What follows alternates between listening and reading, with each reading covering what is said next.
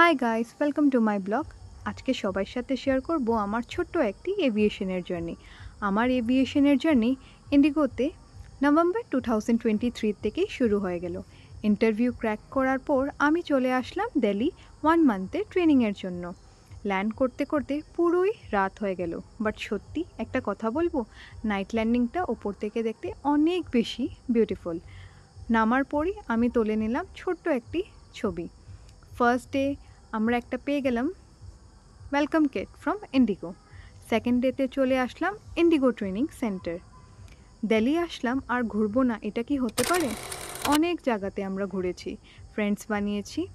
15 days training হওয়ার পর আমাদের ব্যাচ প্রিপেয়ার করলো ছোট্ট একটি dance for graduation day.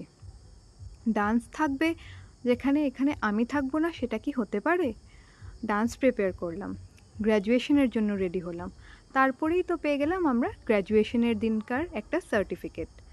18 December 2023 থেকে জয়েন করে নিলাম আমি শিলচর ইন্ডিগো অফিস।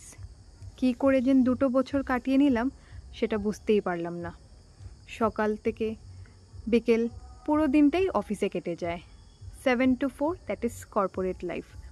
সকালবেলা অনেকটাই রাশ থাকে, তাড়াতাড়ি এসে পাঞ্চ ইন করে আমরা চলে আসি কাউন্টার্সে পুরো দিনটা কাটানোর পর আমরা বাড়ি ফিরে চলে আসলাম।